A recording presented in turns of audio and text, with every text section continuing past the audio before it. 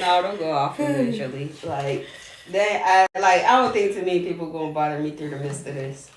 Okay. I meant to turn this on. It has Bluetooth on it, so it connects automatically to that. But I like my phone. Check. Yo, hey y'all. I finally got somebody to come sit with me in person. Cause y'all know everybody was virtual for the last couple ones that we did. Here we go. Uh-oh. Excuse my cough, y'all, and I'm gonna keep doing it all day. All right. It's that weather and my asthmatic ass be dealing with it. Y'all gonna deal with me too. All right. So today I have the one and only Writer's Block 412 with me. Yeah. So y'all gonna listen in and we gonna be talking. And it's funny because we look matching and we didn't do that on purpose. Not at all. I just went fall colors today. I was like, it's cold.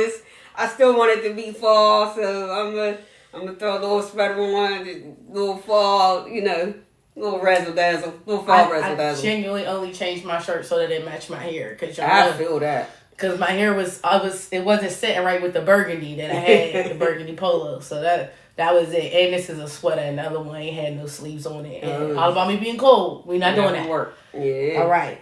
So y'all know how I start off. I'm gonna go ahead and let her tell y'all a little bit about herself, and then I'm gonna try and pick into her brain a little bit. There we go.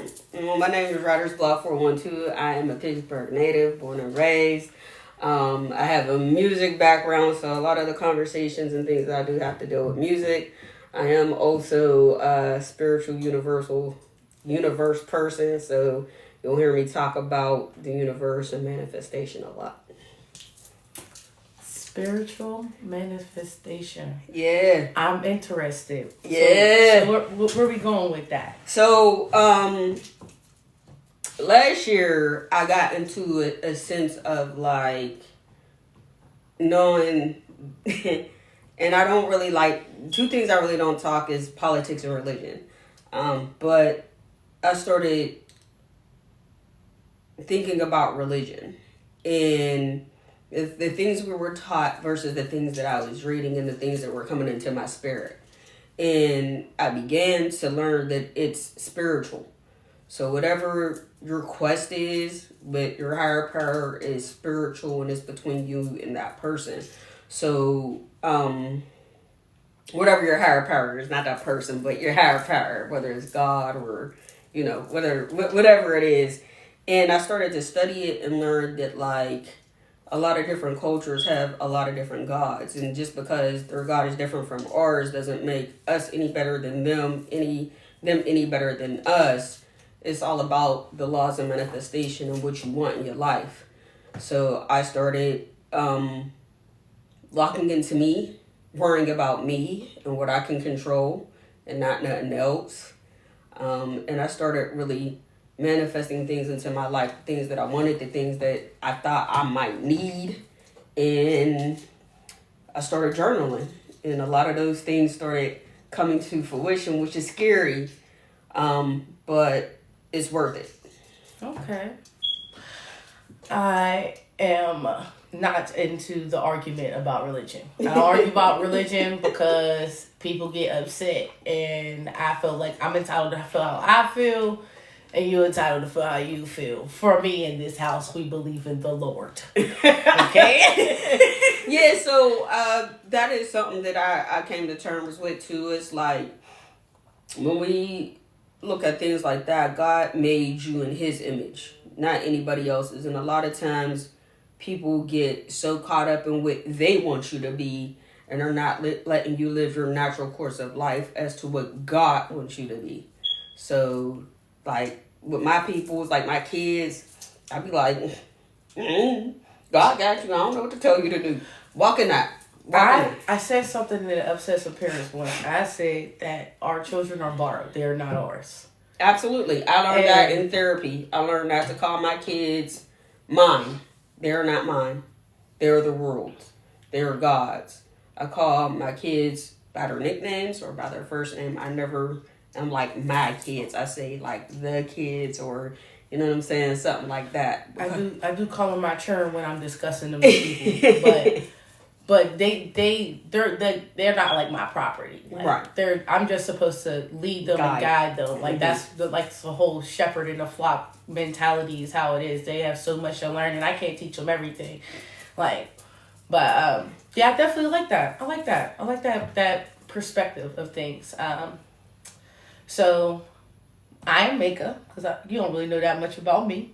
All right, my real name is Michelle. Y'all know that, but Maka, who is right here right now, making it make sense. Right. I started off as Maka Baby, and I rap and I sing as well. I remember that. And I do poetry. I remember that. And I'm pretty sure you've been to a couple events that I have. Oh, I was like, yeah, we was in the area. We just didn't get together. I hosted an event that you were in with Forever Fusion. You were in out Charleroi. It was a couple years ago. Oh yeah, I be doing stuff. I be forgetting. They be having me outside, y'all. Forever Fusion be having me outside. You good? Name my perfume, is it? No, it's cool. It's my asthmatic behind and the weather changing. I feel it. It got me all messed up. I didn't swallow like 4 bottles of cough syrup and it don't work. And it's probably because I can't drink the ones that have alcohol in them. Whoa. I gotta choose the ones that are alcohol free. Yeah, that ain't. Yeah, so it's the healthy remedy ones, so they take a little longer to work. Cause if I did drink a bottle of NyQuil, I'd be good already. I'd be sleep, but I wouldn't. This podcast would be canceled. So so that's that. Make a Baby was like the version of myself that I was when I was in all my mess. Mm-hmm. About in 2020, like COVID year, I was in a real bad domestic relationship. And coming out of that relationship, I had to refine myself. Absolutely. And because I didn't know who I was, he took every bit of who I was and who I had been up until we had met and we were together. And he tried to kind of convince me that I was never going to be anything. And I kind of lost myself in that relationship. So coming out of it, I was wilding. I was trying to prove to him, like, nigga, I never needed you, so I had fuck you money. I was like, my problem wasn't me, it was you. I was only dumb, broke, and busted and disgusted because I was with you. It was all types of mess. And there was a lot of drinking and drugging along in there. But I want to say about 3 years ago, I walked away from everything. I don't drink, I don't smoke, I don't do none of that. And I got my life together. And found my higher power, Jesus Christ. Congratulations. And got my life together. And now I'm here. And I started making it make sense to share my testimony of what I had to go through to become the person that I am today. Because I knew that my purpose was more than what I was allowing it to be. And I could not allow my life to be controlled by the fear that the man had installed in me. It's not just in, domestic violence is a thing that not too many of us as young women and men are educated on. Unfortunately, it happens to a lot of us, whether we want to speak on it or not, because we don't want the other person to look bad. But I am happy that you were able to get out of said situation in the fear. But I don't, like, those things cause fear, but it's also the fear that we have of being unstoppable or untouchable. We are untouchable. We are unstoppable. We just fear what that looks like on the other side. We fear that greatness sometimes. I agree. That was something I talked about at one point. It's like, it's not that you're afraid you're going to fail. You're afraid that you might actually succeed and you don't know what you're going to do when you get there. Right. And I think that's lit. I don't care what nobody says. So if I'm scared of it, I'm going to do it. I have a problem with, like, some of those things. Like, there's some things that, like, I brought my manifestation journals because I do have them. 369 Project. It's a dope book. It's about manifestation, evolution of the universe. Things you want, you can have. Get them. Meditate with them. Hold on to them. I wrote something in one of these books back in April of this year, April of 2025. April 3rd, 2025. October, it manifested. So in October, from April to October, I didn't write a date. I didn't write like nothing specific. I just said, I am this, and this is what I want out of that. And it happened. So, it like I said, like the fear of that sometimes. There's other things that I wrote in here. There's kind of like, okay, the fear of that. What happens when that happens? The other thing that I learned is being alone. Like a lot of times when you have to take these hard walks, these journeys, 9 times out of 10 you're going to take them alone. Ain't nobody meant to walk with you and reap the benefits that you're about to receive from your growth or your evolution. So, those are some of the things that I'm coming to terms with at this point. That's awesome. That's absolutely awesome. I don't know who that is, but I'll ask them later. Okay, so who was the most influential person in your life, and how did they impact you? So that's a dope question. I'm gonna try to get through that without crying. The most influential person in my life was my grandfather. He took on the responsibilities that he didn't have to, and that was to be a father. He was my father. He was my best friend. He was the person who made sure that I had the desires of my heart. What I wanted. Not what I needed, but what I wanted. Like if I wanted something, it was mine. So he also taught me the law of earning. Like, if you want something, you gotta earn it. Like, you know what I mean? Like, I'll give you whatever you need, but the wants, you gotta earn them. I'll give you what you want, but show me how you gonna earn it. There's also like little tidbits that he kind of taught me as I grew into a teenager. He died. He passed away when I was 15. He actually passed away in my arms. So that's why I said I'm gonna try to do this and get through it without getting emotional. One of the things that he always taught me is when you're dealing with relationships, you're dealing with people, equal or more. Make sure that person, whoever you're connecting with, has equal or more than you, because if not, there's always going to be a power struggle.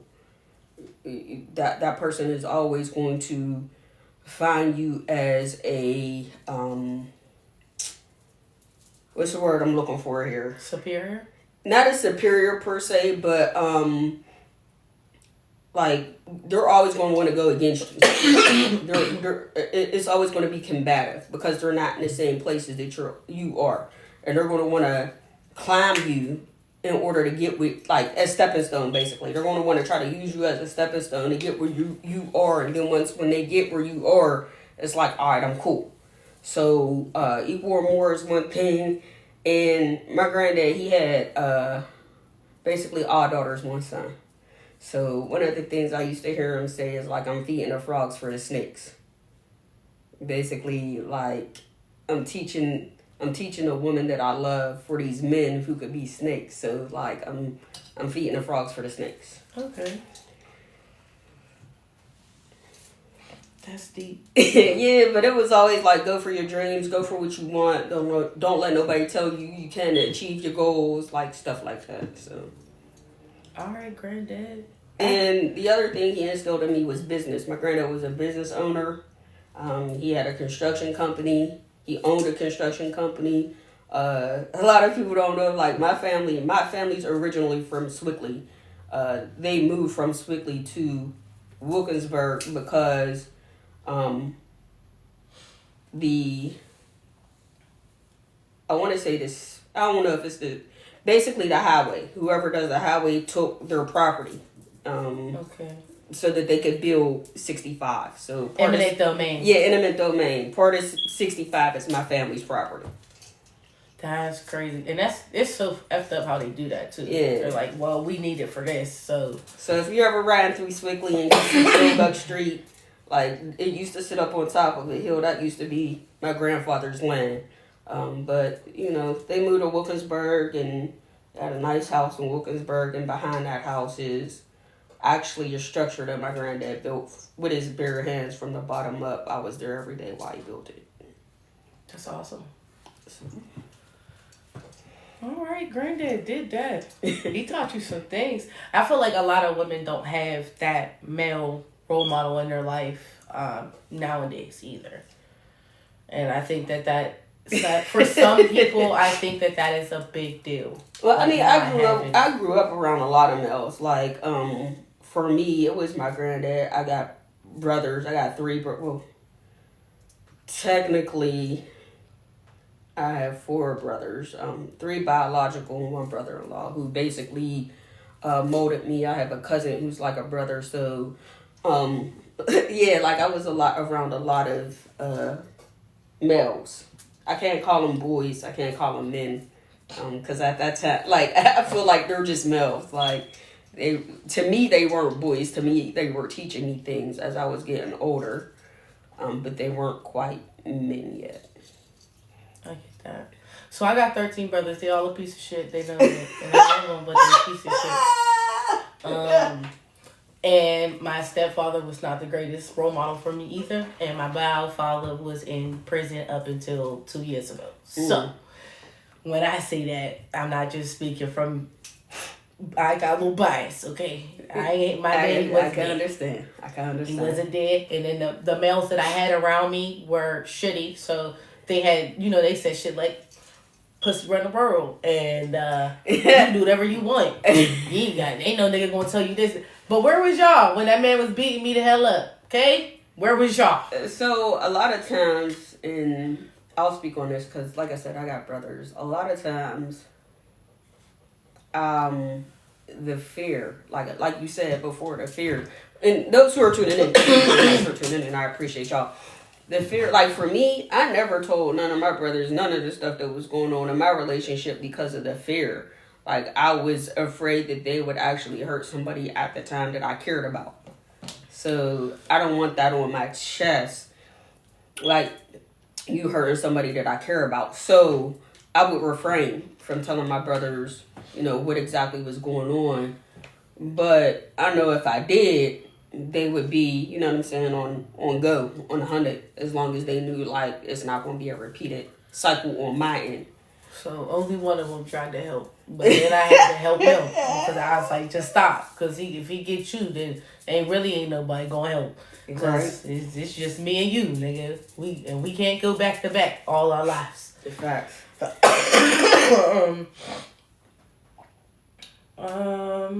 What is that? That's not the one I wanted. I'm ready for it. Whatever it is.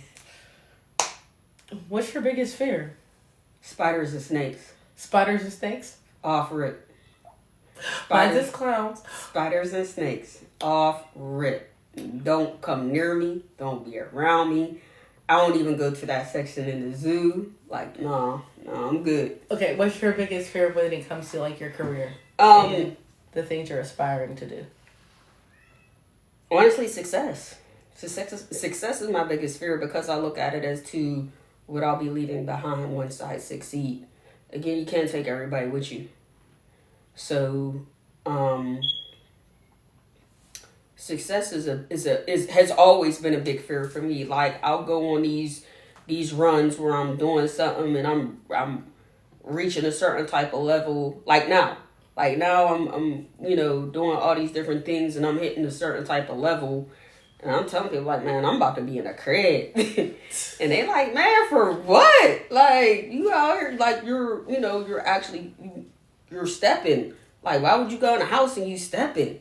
It's like, I just want to go in a crib. So, to me, I think success is a big fear. I think, like, in the space that I'm in, I'm a little comfortable. Like, it's okay. Hey, baby, love you. It's okay to be uncomfortable. But with success comes loneliness. Like, I'm already lonely. Like, I don't want to be no lonelier than what I already am. So, I don't like the word loneliness. I mean, when I say like I have a sense of loneliness, it's because like I don't like I could be in a room full of people and still feel like I'm by myself. Like nobody's on that chromatic or energy level that I'm on. I'll put it like that. So imagine reaching another like my thing is imagine reaching another plateau of success. Now these people really ain't going to understand you. I do understand that completely. For me, for a long time, I confused loneliness with peace. It took me a long time to be comfortable with being alone because I'm not gonna lie, I'm my very best self when I'm by myself. When I'm not around the people, and it's messed up because these are people I love, but I feel like it's easier that way sometimes. I don't know. I don't think I would consider myself lonely. Girl, all I do is work and go home. Like I don't mind hanging out with people, but everybody want to do something I don't consider fun or productive. And if it ain't about money, then it ain't about me. That's exactly how I think. A lot of the trailing that I'm doing right now is business related. So if I'm out, if you see me out on a weekend, it's business related. That's just. I don't go out to these situations for fun. I go out to them for business. So you'll probably see me on my phone. You'll probably, you know what I'm saying? I'll be in a corner somewhere just scoping out what's going on because a lot of it is business related. I'm not looking at these situations as fun. Yeah. So, but I do know like I am gaining some traction, but that's how it always is. Like I'll come out, I'll gain some traction, I'll go back in. I'll come back out, gain some traction, I gotta go back recharge. I gotta recharge before I do that again. That battery be going down, man. That energy and I don't know too many people know about Reiki, but I get those sessions as well, and it's basically to clear your energy of any type of negative beings or anything that surrounds you. And in those sessions, whoever's doing them, they usually talk you through them and talk you through what you need to be doing. And I was told that like I do need to still be out there, but it's like I'm drained for real. I ain't gonna hold you. Yeah, I've been in my healing fit era for a while now. I've been invested in it for about 3 years, and somebody told me, okay, so your healing era has done. You can't get anything done if you don't go back outside. And I'm like, I don't want to do that. There ain't nothing out there for me. Whoever told you that was wilding because, like, you're all, like, to me, I feel like you're always healing. Like, I'm still healing from the things that I've previously been through in my life. It's a healing journey. It's not a healing hour or day or week. Like, change is a process. It's not an event. So, and we can heal and be outside and do the things that, you know, most people don't think that we're going to be doing, but, like, I'm still healing. I just, some of the things that I do help with that process, some of it doesn't. It just depends on, again, the energy that I'm around, and I like to keep my energy very light. So, usually if you do see me, I'm by myself or I'm with, like, a group of, like, 2 or 3 different people that are the same consistent people. My people don't change, for real. I can understand that. I go out with Shout out to my people. I think they watching. I go out with the same group of people every time I go out somewhere. Or I'll go by myself. And people always look at me like, so you ain't invite nobody? Why? I ain't need to bring nobody. I'm my own entourage. I came by myself. Why? Y'all want to sit next to me? You can sit next to me. Yeah, I've always been told don't bring sand to the beach. So, you know, I'm usually a loner. Yeah, on Sunday, I went to an open mic event. I went by myself. Everybody was like, oh, you didn't go with nobody? No, why did I need to take somebody with me? Yeah. I wasn't going to perform. I was going to support the person who organized the event. So, well, what else was there for me to do? I say hi to people and I'm going to sit here and support. Last Sunday? Mm-hmm. That was probably the event I was supposed to go to that I missed. On the Hill District? No.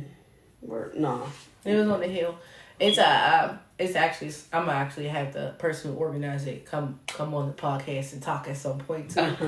It's called Shields of Joy. Okay. They work to get money together to take kids on trips outside of the hood and stuff like that, and I think it's a very positive thing. And I'm like, this is dope. Like I want to be a part of this. So that's why I went. Because I wanted to get some more information and get dates and stuff scheduled. Because for some reason, my schedule be fully packed. I never not have something to do. Okay. What's something people would say would be what's something people would be surprised to know about you? Like, what's something you feel like people don't already know?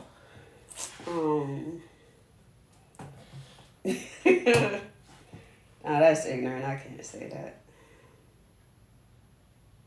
I mean, I think some people know it, but honestly, like, this is no disrespect to nobody. I love everybody, but I don't give a fuck. Like, I'm one of those people who are like, I love you, everything's cool, but I really don't care. Like, I don't give a fuck. Like, let's move on with our day. Let's do what we gotta do. Let's, like, if we going out, let's go out. Like, what is we doing? Like, I'm just a really, I guess, nonchalant person. I don't mean to be that way. I'm also not mean. Like, for some reason, like, somebody said I had a resting bitch face. I'm not mean.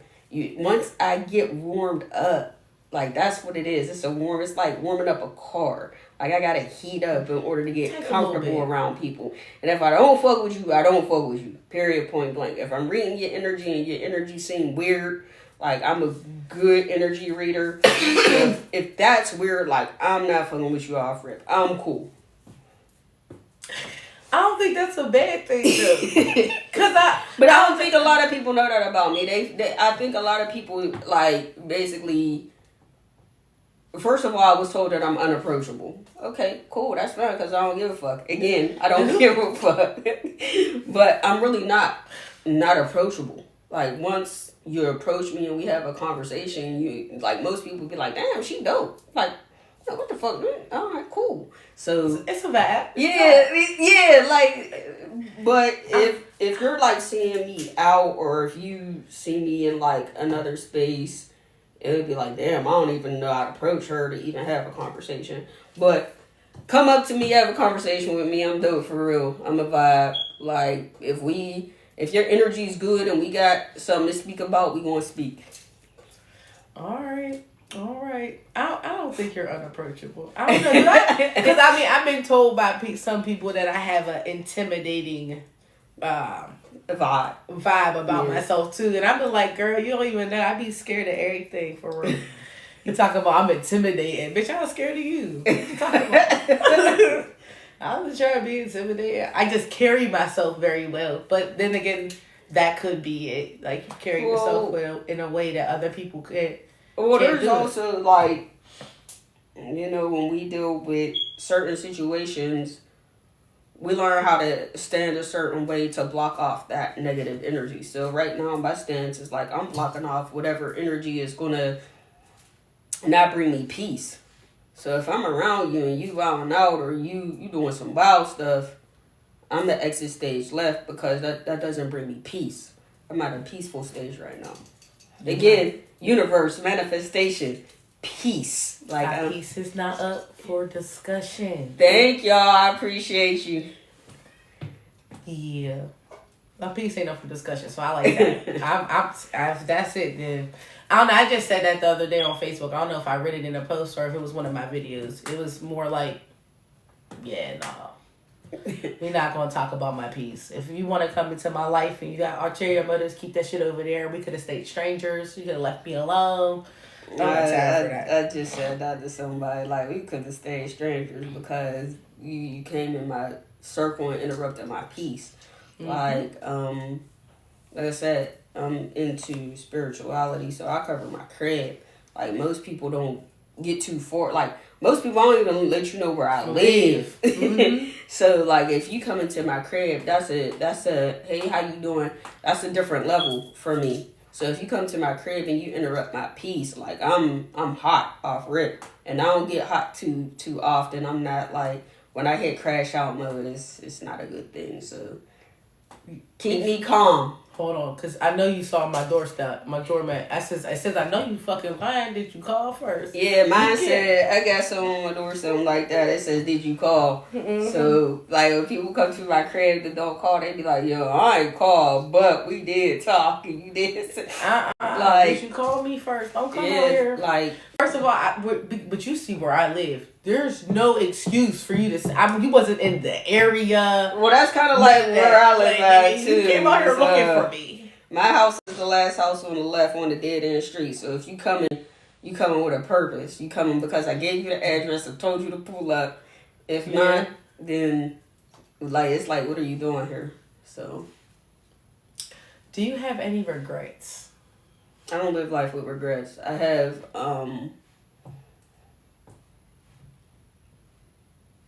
I wouldn't call them regrets. I would call them learning situations. Things not to do again, so I don't have to repeat the same cycles.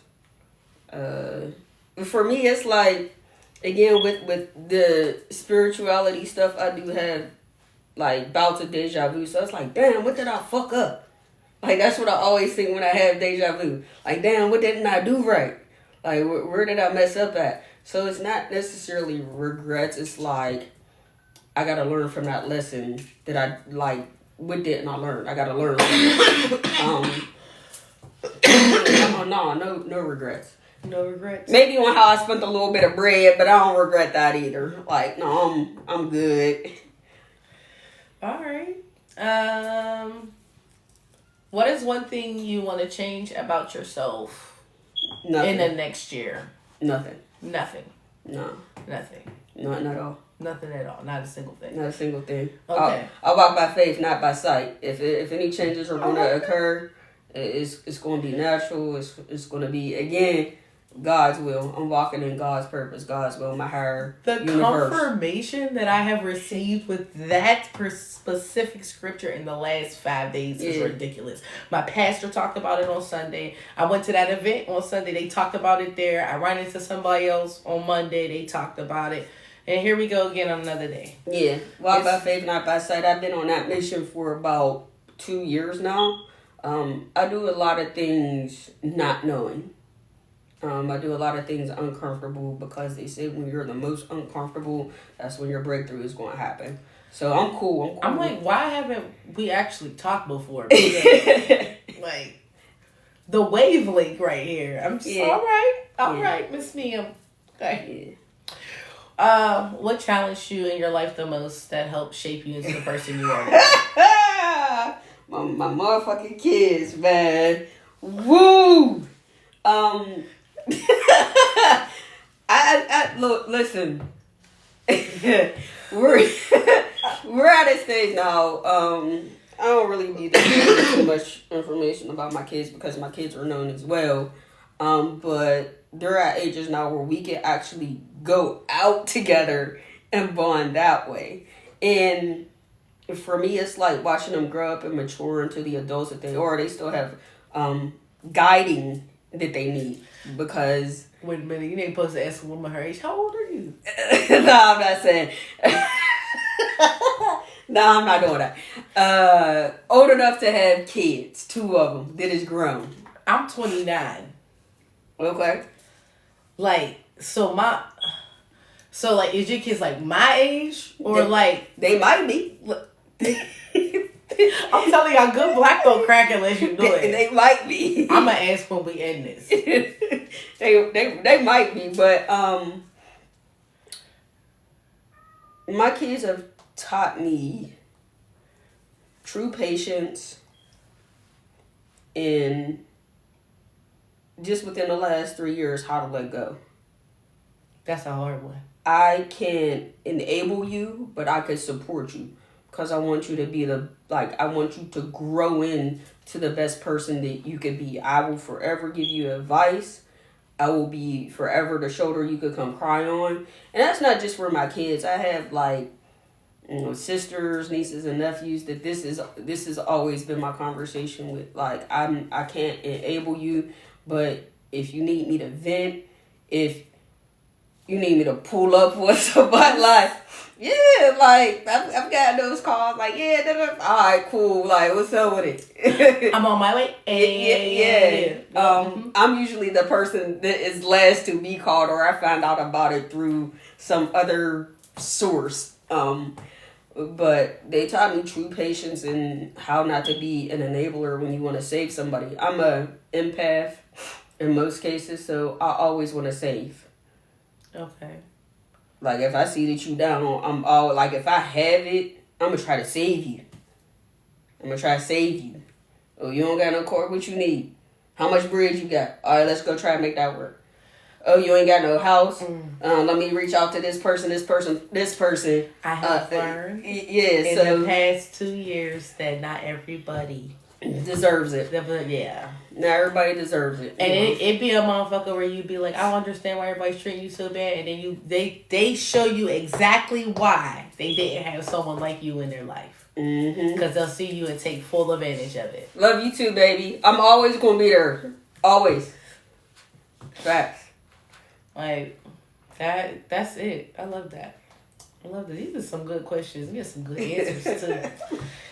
So what did you know that this like the career path that you're on now? Like, when did you know this is what you wanted to do? I ain't even going to hold you. What I do on my daily is no disrespect. But what I do on my daily is a cover. It's a cover to keep me above water. My career as far as music, that's always something that I wanted to do ever since I was like, I'll say like 5 or 6. Like I've always been in a dance and I've always played an instrument. I've always been singing. So it was just learning different outlets for it, I guess. So I think I wrote my first song at like 15. I was supposed to be signed at 16. I definitely turned that down. But I learned a lot about the industry with turning that down and actually getting educated in that career field. So that's something that I'm working with now as far as my kids are concerned. So shout out to Wano, High Voltage, ENT, it is a record label. Get with him. He is a producer. He does beats. He will get you in the studio. So I need an R&B beat. You know what? That's what everybody be like too. Everybody be like, I need an R&B beat. I need an R&B beat because on YouTube you can get 101 trap beats. I need a good R&B beat, and I need it to be exclusively mine. So I am a YouTube listener too when it comes to like beats and stuff like that, especially for R&B and neo soul, because I feel like I like my son. If I go to him and actually sit with him and be and while he's in beat creation mode and be like, okay, like let's do this, let's change this, let's do. It'll end up being R&B. But if I'm like, yo, I need some beat, like he'll do some R&B beats, but he gotta kind of be in that mood. And he's not in that mood right now. How can I get in the room with him to get me an R&B beat? Like he's really not in an R&B mood right now. I have been listening to some of the language that he has been expressing in these songs, and I love you to death, my dog, I love you to death. But I mean, do your thing. I like it, but as your parent, I'm a little appalled because why are we saying these things? I mean, I know why you saying those things because I actually say those things. You got to get it from somewhere, and I get it. But so I got when you hear it come out somebody else's mouth, it's like, oh, that's how that sounds. Maybe I shouldn't have said that. Yeah, I did say something the other day to my little sister, and then I heard her repeat it to somebody else. So I say this to people a lot, and I don't care if it's on here and y'all hear it back. I told somebody your mother should have swallowed you, and then she turned around and said it to somebody else, and I said, why would you say that to them? She said, well, you said it. Yeah, and I was like, I did. You waste of space. Your mother should have swallowed you. Wow. I mean, I've heard a lot of. It was said to me once. It hurt my feelings, and that's why I never forgot it.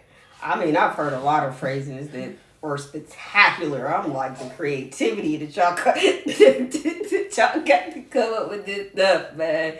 So, yeah. I mean, again, I like when people use wording like that to express themselves. I actually think it's dope. So, you gotta hear some of my poetry then. For sure. Because it get a little, my similes and metaphors get a little outrageous at times. You, specifically in a poem titled Spilled Milk. That's a good one. It sounds like it's, yep. Yeah. Yeah, it's a good one. It's a good one. Yeah, alright. What have you learned from being in the field that you're in that people should know? Like, what do you feel? What have you learned that you could share? Get your paperwork together. If you are a poet, if you are a rapper, singer, or artist, where you're writing, if you're performing, get your paperwork together. The first thing I will say to you is if you do have a name, a stage name that you go by, get your stage name LLC, get it trademarked so you own it. You don't want to be out here and you performing, and you hit another state and somebody's like, man, that's mine. And they're able to present the paperwork to show you, hey, nigga, that's mine. So now you can't use that shit no more. Yeah, I'm gonna go ahead and get on that. The other thing I would tell you as an artist is to get your ASCAP and BMI. The reason I had so much trouble saying that is because we were in a family group discussion and we were talking about music and we were like, me and my niece and nephew were throwing around all these lingos, and my brother was there who is not real informed with entertainment. He was like, man, what's a snow cap and BMF?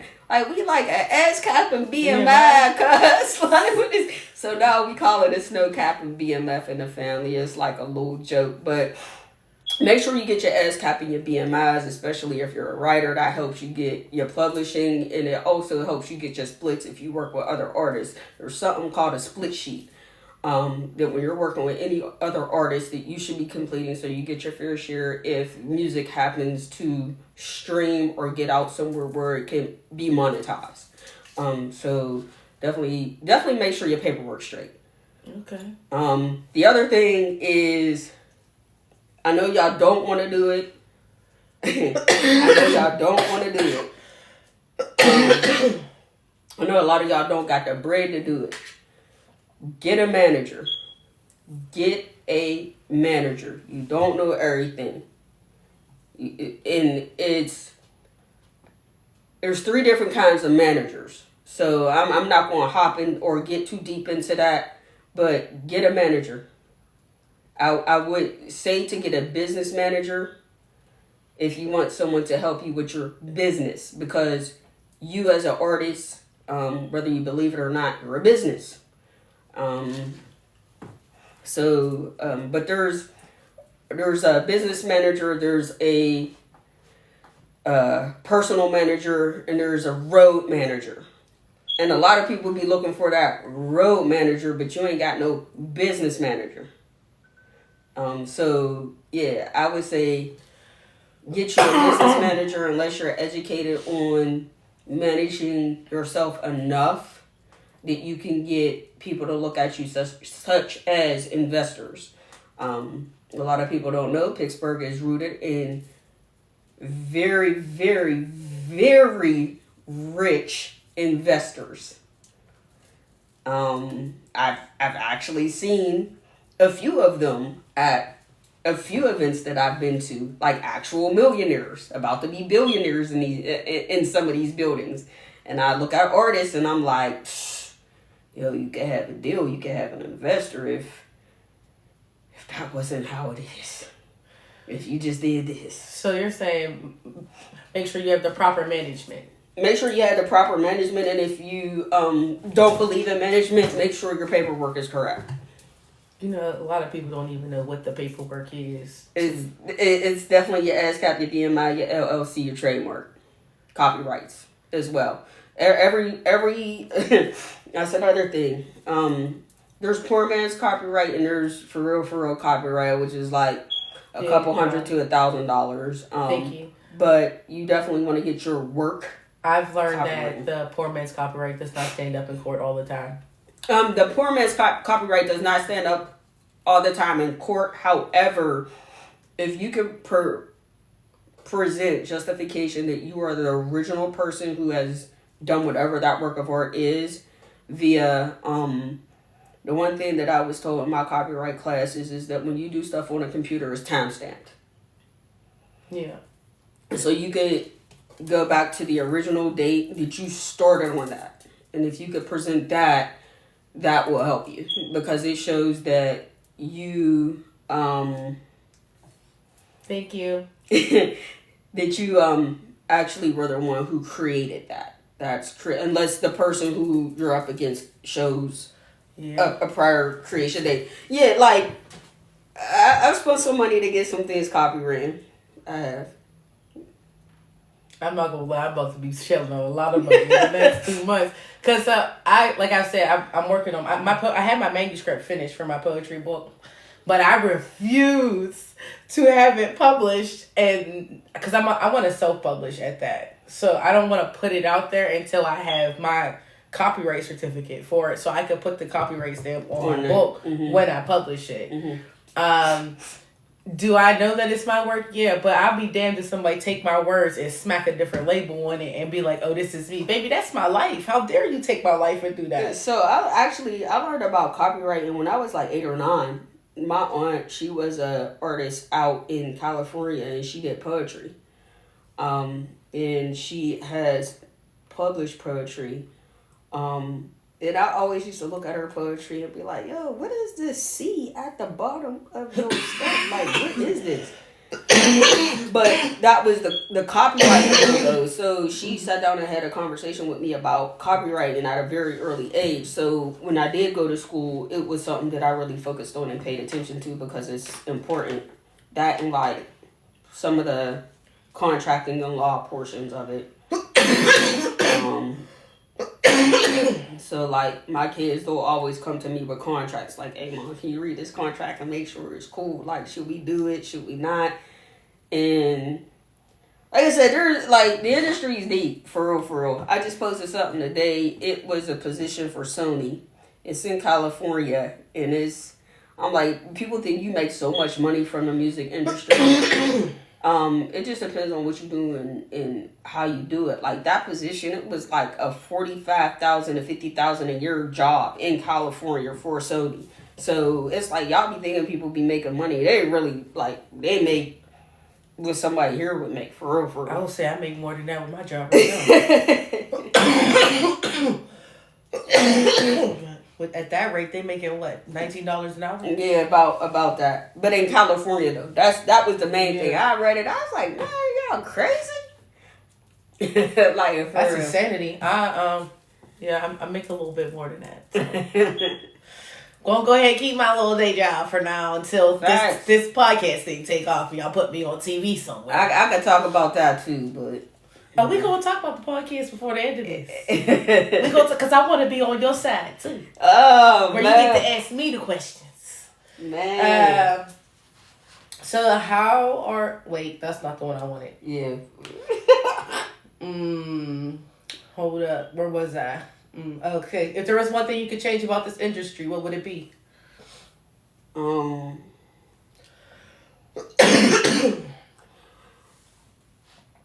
The lack of education the artists have. It's like, yeah, I want to be a rapper. Yeah, I want to be a producer. Yeah, I want to do this. But are you educated enough to know what that means? Are you educated enough to sit in a boardroom full of people and speak articulately and educated so that they know, like, oh, this just ain't no hood motherfucker. This motherfucker actually know what he doing, where he want to be, and where he want to go. The reason why, like, people like Big and Pac were able to go to those tables and be like, nah, fuck that. I want Brenda Has a Baby as my lead song is because they were educated enough to talk about what it meant to them. And it wasn't necessarily, like as far as Pac and Brenda Has a Baby, it wasn't necessarily him rapping about himself and his hood. He was rapping about, like they said, something that was on the front news of a paper that eventually got put to the back page that nobody cared about. But it was social.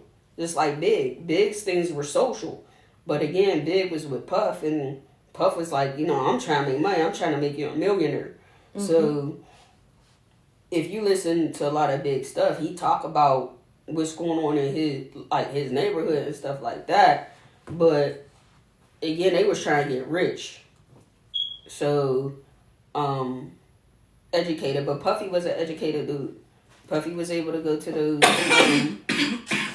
those heads and those millionaires and tell them what they got, like what he had. Like, I got this, and this is gonna make y'all a lot of money. So y'all can either fuck with me or y'all can't, basically. Okay. What is the most crucial trait someone needs to possess to be in the roles that you are? Say that again. Say that again. It's worded really good, ain't it? It made me. Yeah. So, what is the most crucial trait that someone else would need to possess to be in the position you are in your life? Time. The importance of time. When I learned the importance of time, I was able to basically put more stuff into action. I don't waste time. I don't like nobody wasting my time. Like, I'm not about, for instance, for me, I'm not about to sit on the phone with you. We ain't talking about nothing. I'm not about to text you all day and we ain't talking about nothing. I'm not about to come to an event and that event ain't educating me in some way. I'm not learning something. It's not a business move. Like, I'm not about to do that. So, time is very important to me. And again, I'm always 90% of the time. The other 5 I'm asleep. I'm usually working. Like, I usually got my phone. I usually got a pen and pad. Like, if I'm sitting down for breakfast and I'm out, I usually got my phone out or a pen and pad, like jotting down what my next steps is going to be. I like that. So time. You gotta have the time. And I feel like it's the ambition. You gotta have to want to do it. For real, then. I think, like, once... I feel like a lot of people waste time. I'll put it like that. Okay. I feel like a lot of people waste time because they don't know what to do with it. Like, me, I'm a person where it's like, I don't want to do this, but if it's going to benefit me, I'm going to do it. Like, for instance, I've been kind of on and off for the past 2 years. I actually gave up eating meat. So, like, I'll do it sporadically only because, like, trainers, when I'm, like, working out, they're like, well, you need some source of protein. I'm like, I don't even like it. I don't know what it is, first and foremost. That's my big problem. I don't know what it is.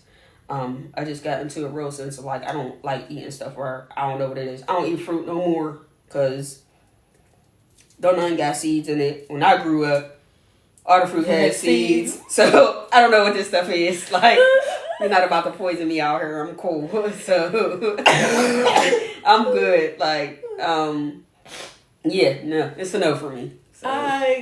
I'm telling you, we gonna be hanging out more after this. I'm telling y'all. But yeah, like that. I don't really I drink a lot of water. I don't really drink soda too much or any juices.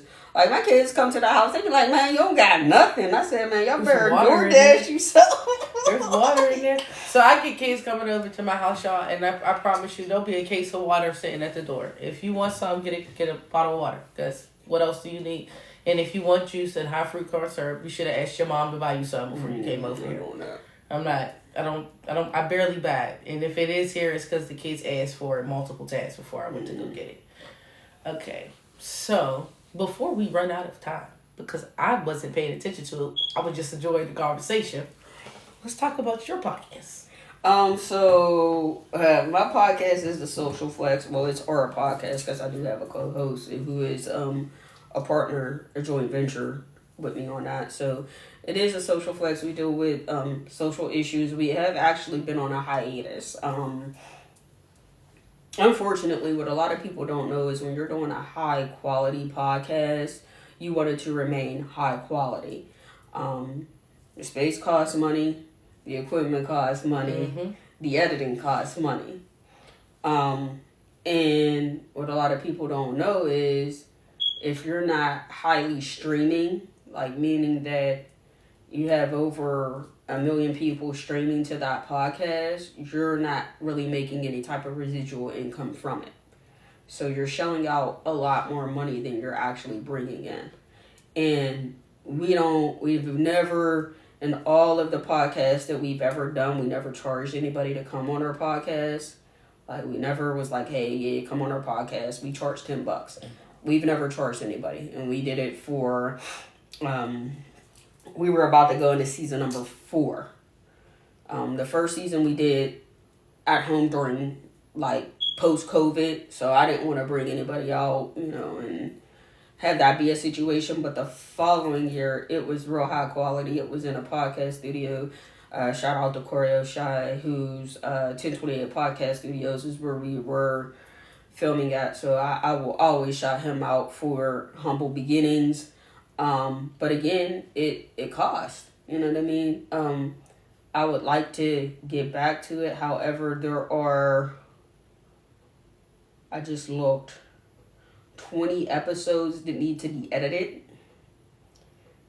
So it's kind of like as soon as I get done or the bread comes to me miraculously to have somebody or somebody volunteers to edit, we'll start looking into things after that happens, because we're sitting on them. We're sitting on episodes that need to be published. But other than that, like I said, we talk about social issues from everything from mental health to gun laws. So, yeah, we've had some wild episodes. I'll say that, to say the least. I want to say, out of all of the episodes that I think we have done, child support has been one of my favorite episodes, because we did it in a 2-part series. In the first series, like the first episode that we did it with an actual family law attorney, who basically was like, who's actually my partner's sister, who actually decided, like, I'll come on a show, I will give you basically free legal advice without doing too much, and try to educate more of the male standpoint of it. So, my daughter's dad ain't never been on child support, but if he don't pay for these braces, he's about to be. Yeah, I think it's funny. I ain't never asked that man for nothing in 11 years. All I ask is that every other month you take over the payment. Man, listen. He ain't get shit. Them braces, man. She got cars on her teeth. I don't care what nobody. That's a car payment on your teeth. It definitely. In fact, she could buy a used car for the amount that her teeth definitely cost. Could. Definitely could. A good. I didn't buy cars cheaper than her teeth. A good 4 or 5 bands. It's $3,500. That is how much her teeth cost right now. That's what bill I pay. I pay it, so I know. I know I paid 5 bands for somebody's braces, but I ain't want to speak on it. So, your teeth must look real nice. For 5 bands, and you might have had a couple brackets break a couple times. You had to go get them fixed. Sure. Candy stuck, all type. Yeah. Anywho, my daughter ate ice the week she got them. Broke the wire off and everything. Then when I asked, I said, "What happened?" She said, "So I was eating ice." And I said, "You didn't tell me 4 days ago when that happened?" So, like, yeah, I mean, like, and I'm going to just say, like, the brackets used to break for the dumbest things. I think, like, my son was eating, like, a hamburger once and a bracket broke. I was like, all right, man. But a hamburger? Yeah. She can't have them no more either. Well, we don't I don't know what that meat is, so... Anywho, that's a conversation for another day. The child support episode, so I can go find that one, because I'm going to watch that. Yeah, so you can find us on YouTube. We are also on Facebook. I'm not sure if the Instagram is still up or the TikTok, but yeah, Facebook and YouTube, THA Social Flex. There are episodes currently up. You could definitely check those out. In the podcast group on Facebook, if you guys have questions, if you because we used to post questions in there all the time just to see what people's response, the responses were. But like I said, my energy shifted. I think that my partner's energy shifted a little bit as well, where we're not as vigilant as we used to be with it. We have been having people ask, but like I said, the issue we run into is, like, we have episodes out there. If y'all want to see us, go watch our episodes. Let us know that you're interested, and then we might start back up. So, it's like we can't keep recording and not really having a number to show that people are interested, even though they say they are. Kind of something like that. I get it. I get it. Because you see me here with all my little stuff. And it was a little more humbler than this when I first started. We was in my bedroom. Yeah, like we... With no backdrop, just my wall. So that's basically how we started. Like, I started with, like, a little setup like this.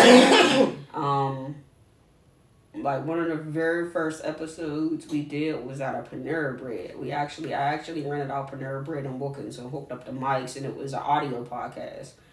And then I just started thinking, like, you know, what if we could tap in virtually and I could actually see you?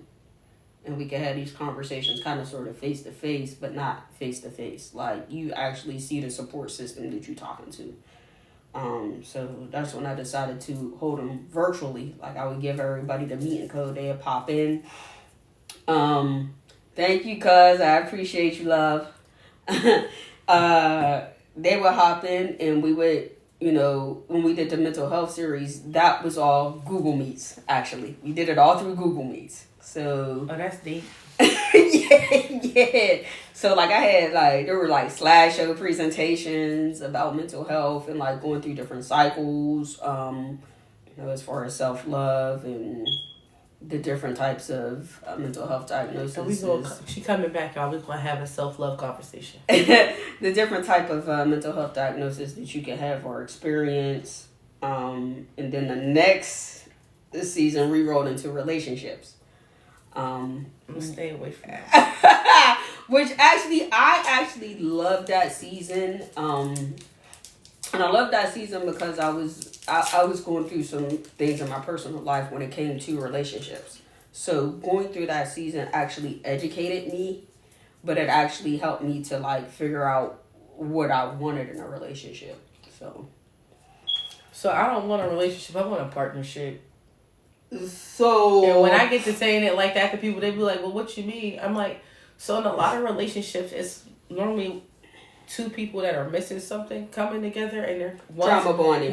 They're trauma bonding, and then one's draining the other one, and there's some type of it's not equal, it's not even, it's messy, and it turned out messy, and y'all be two toxic bastards, and I ain't got time for that. Here's the thing with a lot of relationships that we don't know about. Ships can be sunk. Mm-hmm. So we going into these ships trying to balance them and maintain them and not understanding that they can be sunk. I don't really want relationships. Battleship. It's a game. And I got time for you to be playing with me. Just like friend. I don't use the word friend because it has end in it. I don't want anything that I'm involved with that has a reach like that to end. So I will never use friend. You're either an associate or your family. Pick wisely. Pick your side wisely. I'd rather you be family than an associate. I'd rather you be sis or cuz or whatever than it's just a motherfucker I know. like real shit. But put some work in, y'all. But I don't do, like I said, I don't do the word friend because it has end in it, and I'm not a final person. I don't like final. The end is final. So, okay. I was taught by my grandma, you know. My grandma said never say goodbye to people you plan on seeing again. Yep, you say so long. So long, I'll see you later. And my grandma been saying that for 101 years. My grandma has, God rest her soul, and she passed away 11 years ago. I was with her that Thursday at her last chemo appointment, and the last thing I said to my grandmother was, I'll see you later. And then I got the call the next morning, and she was gone. Yeah. See, mine says so long, so she always been saying that for years, so... but yeah, that's pretty much it. All right. So we gonna have whenever they open up the social flex again, I'm going over there. It's gonna be we have a panel, so it's not like one guest is on there. We actually panel out because we don't ever want somebody to feel like their voice cannot be heard. We did it so your voice could be heard, so you can hear stories, and maybe there's someone who relates to your story. Maybe there's a story that you relate to, but is to get things out there so people can feel like, yo, I'm not alone. Like, a homegirl or homeboy actually went through that. Like, there is some type of hope. So when I get to that point, I do want to have open discussions with more than one person. Right. But we started off small here, man. Absolutely. We started off small here. We gonna build up to that. Cause it can't be at my house. I love y'all. All y'all people can't come. Yeah, that's how I feel. I can do the virtual panels, but the problem is a lot of people don't actually use TikTok the way I use it anyway. Yeah, like I'm not down with TikTok. Y'all on Facebook. I go on TikTok to laugh all day long, laughing on TikTok. But I actually use my platform. Yeah. For other things. I be on there kikiing all day. Problem is, I use my platform differently, so a lot of people don't use it the way I do, so they don't have live access. And you need live access to be able to be virtual with me, at least on TikTok. I came across a couple people who can. When I did it, I needed to have 1,000 followers. I think now you need like 100, and they let you go live. Other than that, this was actually a great conversation. I'm so glad and blessed that you came and you had this conversation with me. Is there anything that, Blake, before I go, because there's some other questions, 2 more questions. I got 2 final questions. The first one is, where do you see yourself in the next 5 to 10 years? I don't want to speak on that. I've always been told you don't speak on things that you're trying to manifest. So I can't speak on it. I can respect that. Just watch. That's all I gotta say. I'm watching it because I'll be ready for season 2. And the second question is there anything that you would like to say to the next generation on how they can follow their dreams and do the things that they aspire to do? Like, what's your message to the youth? My message to the youth was like, don't live in fear. We are down talked so much growing up. You can't do that. You ain't gonna make it. You ain't gonna be able to succeed. Like, we're down talked so much. We're also not supported.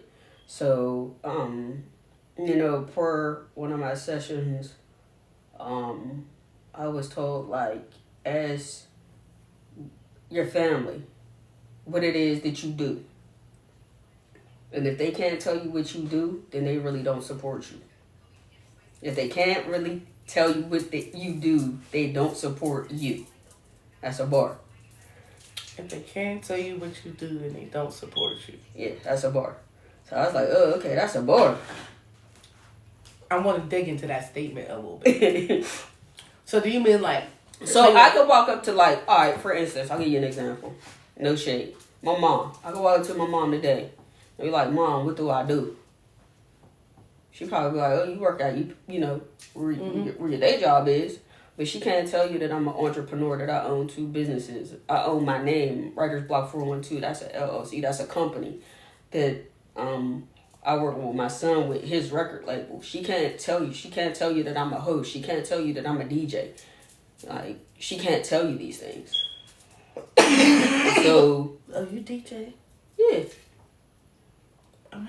I need a DJ for my little sister's birthday party. We'll definitely talk about that. But she doesn't know those things. So it's like, okay, then you really don't support me because you don't know what I do. And if you don't know what I do, you can't support me.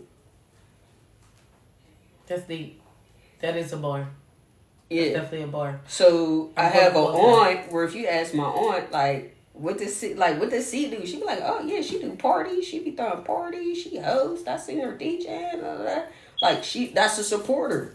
That's somebody who actually, called me and was like, yo, I'm proud of you. You did everything that you said you was going to do. You stood on it. Indeed. I like that. I like that so much. Cause I got some fake ass friends. I won't even call them friends anymore. Because of how things have gone. Well, there we go. What's the word that you said? Friend. So it ended. Yeah, exactly. So you categorize them as a friend or an associate. If it's an associate, there's no feeling, no attachment to that. But if you my family, I'm attached to that. Like, don't fuck up with the loyalty. Don't be disrespectful. But a friend, you could most certainly guarantee that a friendship at some point will end. And if that person sees you as a benefit, they gonna circle that block because I can get something off of you. Mm-hmm. So, well, them motherfuckers didn't know that I wrote poetry, that I sang. They know nothing about me, but they knew when I got paid. They knew when I got paid. They knew. But you know, life happens, things change, and things get better. And now no is a full sentence. Okay? Can I know? Can I know? Can we know? I want to thank everybody for tuning in. Everybody who tuned in, thank you so much for tuning in. This was a candid conversation. I do want to announce that I will be on another podcast tomorrow. I will be going live again tomorrow. That one is more industry related. So if you want to get some industry information, definitely tune in tomorrow. I think I'm going to watch it. And thank everybody who did come and watch me in Writer's Block 412. Y'all heard it. Y'all heard it here first. There's a lot of stuff we talked about. And this will be available on YouTube later today or tomorrow. Because I think I still have another one that's loading from 2 days ago. I love you guys. Thanks for coming. And thanks for listening to us. Thanks for having me. And we will be doing this again. For sure. Oh, hi, Mr. Viral. You're late. I'll be live again later. But not doing this. Okay? See you guys. Bye. Love you guys. See you. I get up. You got it. I got hit both of them then.